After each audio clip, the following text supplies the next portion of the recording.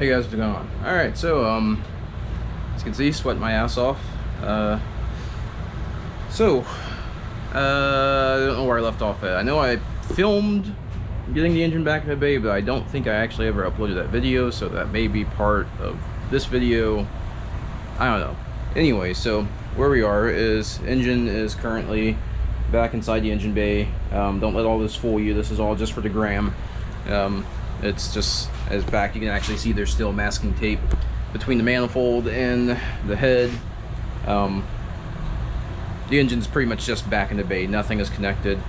I've done some preliminary running of things to try and figure out where things should go. Like the fuel setup, trying to get that decided. So got the filter mounted over there. This will be the inlet. Haven't decided how I'm going to do the regulator. This kind of looks the best in my opinion, but then that means the throttle cable has to go in between that line. I checked the clearance and it seems fine, but that just kind of weirds me out having that cable between there. But that honestly looks like the cleanest install, because then you don't see the return line. It'll be down and out of the way. Got a fuel pressure sensor on the rail there. Seems like the best place for it. Very linear, very kind of not drawing attention to it. You probably wouldn't even notice it was there. It seems like the best fuel setup. Just flow through that way and down. I was going to do the inlet and outlet on the same side, but I don't like having them that close together, you know. It just seems a little, I know it works, you know, but I'd rather have a flow through design where all the granite regulator goes right on it. It doesn't matter. So anyways, so we've gotten that far. Obviously it's a long way to go. I need to finish the wiring harness. That connector is not pinned, it's just sitting there. And a bunch of other things, but before I get to that, and before I even get to bolting the engine in all the way, I don't know, maybe I should bolt it in all the way so I don't, I'm sure it's fine. It's not gonna go anywhere. It's pretty solid. So before I get to doing all that, this is primarily what this video is about, is this. So if you recall, when I put the engine back together, I had some trouble retorquing the head bolts. It just seemed like they weren't reaching torque. It seemed like they were stretching. Not a good thing. So I went and ordered these guys. They took a while to get to me. Got some manufacturing, or what do you call it, supply chain issues, but anyway, they got to me. So this is Apex Torque. They're relatively new to the fastener market, but it's the same company as Boundary Engineering, or Boundary Fluid, whatever they call themselves. Boundary Lubrications, I think is what they're called now. I don't know. Anyways, the guys that make the Boundary oil pumps for, you know, the forged, not forged, but the billet oil pump gears and other stuff like that. So they're not new to machining. So anyways, these are the Apex Torque head studs. Obviously that stuff does not come in there, but they are a stronger fastener than the stock ARP studs for the Miata. So the ARP studs for the Miata are like the lowest grade material. Like, I don't think you can get them in the AR2000 or in the what's the other stuff? There's a fancy name for it. What is it called? Anyways, the fancy voodoo metal that they make for the other ARP stuff. But anyways, these are comparable to, I think, what's the, I guess I should look it up before I say a bunch of BS. So yeah, these Apex studs are, I think it's 280,000 PSI, like clamp load, compared to ARPs, which I think is like, I can't remember what it is. It's, I want to say it's like 190,000, I think. Like I said, ARP does have stronger bolts, but the ones from the Miata, I don't believe they make any in their stronger materials. So these seem like the best option, and I'll show you another reason why these are a good option compared to the ARP studs. If I can find the other stud. Alright, this is the ARP stud. One thing you'll notice about the two of them is that the ARP stud actually necks down after the threads, and these actually get thicker after the threads. They stay a consistent size all the way through, so you got a much beefier fastener there.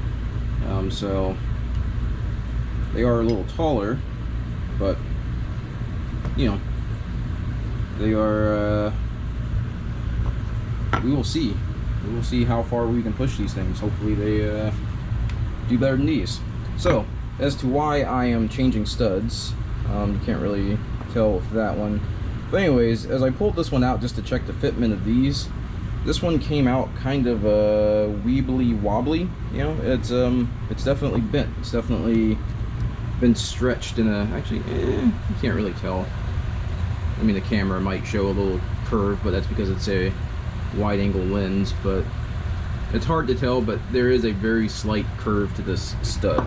So I don't know if that happened while it was running, you know, while it was under load, or if that happened while I was torquing, if I pushed them past their yield point.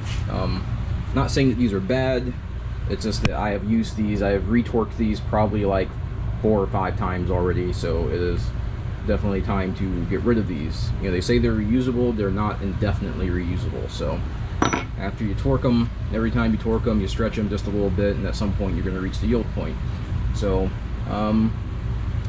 so yeah, so I'm gonna go and throw these in, see if I can get them torqued down, and just kind of resting here.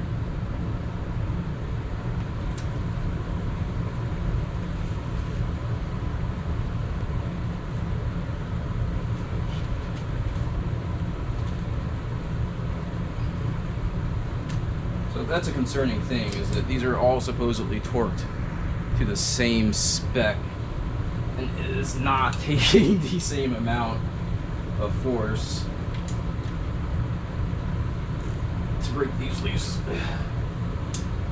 So, really good idea. Really was a good idea to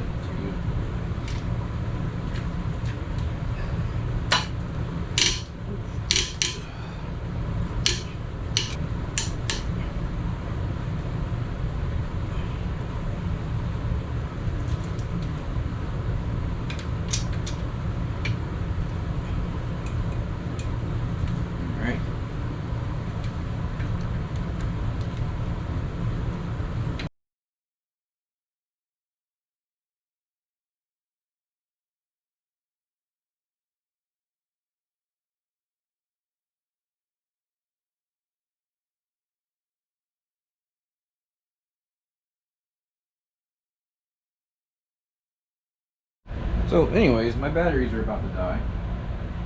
So I'm going to paraphrase this real quick. Lube goes on the flange of the nut. It also goes on the threads. So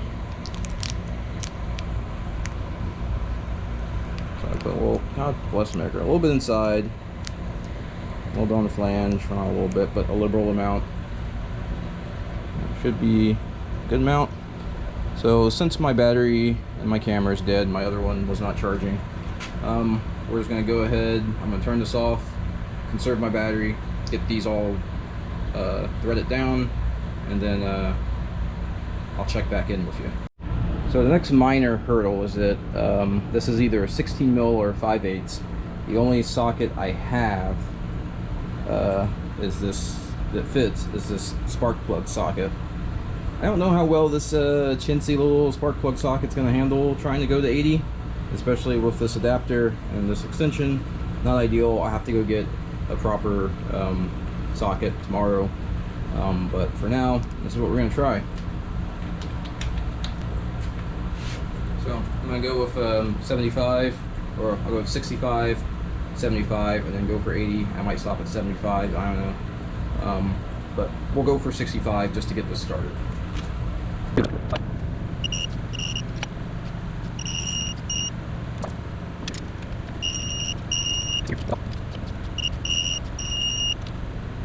Alright, this whole socket thing is super annoying. My battery's about to die. I'm at 5%, so I'm gonna finish torquing this down and let the battery charge, and then we'll check back in. All right, probably about to die real quick here, but I think I got them all down to 65. Solid beeps.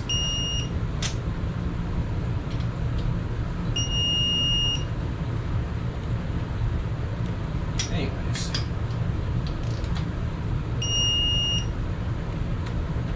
So, I'm not going to show you all of them, but anyways, they're all down to 65. So, I think I'm going to go to 70 next. Might just go all the way to 80. I don't know. But, once again, battery's almost dead, so I'll catch you up once I turn this back on. That's better than nothing. Alright, so one thing I will say about these studs is that if you're doing a build, like if you're starting from scratch, you're sending the head off to the machine shop, go ahead and do yourself a favor and do some clearancing around the lister bores at the bottoms, you know, because the socket keeps getting stuck. It is a pain in the ass, but that's the nature of it. When you run a bigger stud, you're gonna deal with some issues. I thought about pulling it apart and doing some clearancing, but then that means I have to pull everything completely apart and clean everything, and I don't feel like doing that, so I'll just deal with the... I am slightly worried about the friction causing some inconsistent torque readings, but hopefully not. So I'll take this to 70.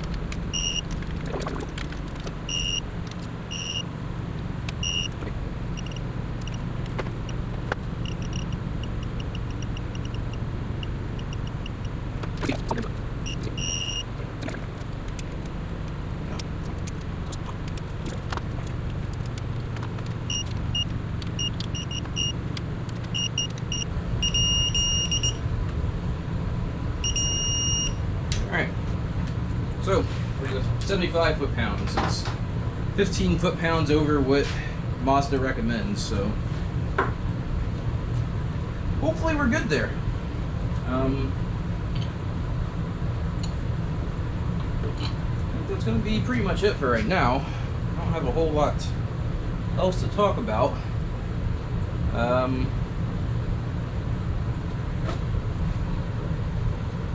Finish getting the things bolted up and everything. We're a long ways away, but you know, we're getting there. Things are getting closer to looking like getting things look like a complete car again. So I drip sweat off my face. So before we completely close this off, I was just super curious to see if these studs actually were bent, and yeah, you can kind of see there's a bit of a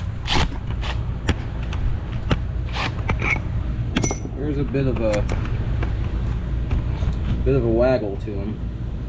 I think this one's one of the worst ones.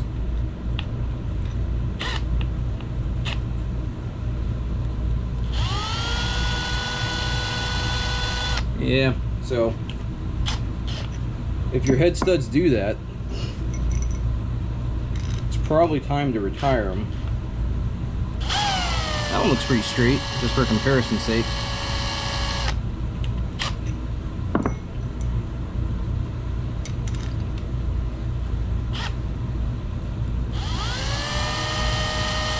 A little weebly wobbly.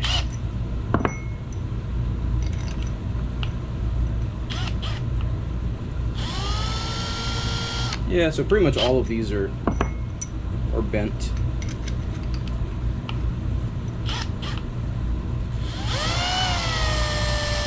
If they're bent, you have to imagine they probably aren't very good at holding something down.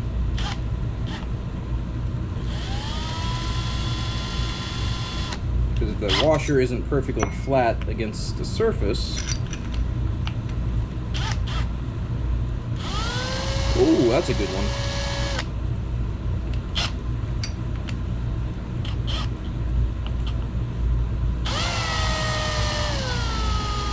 Yeah. Cool. Till next time.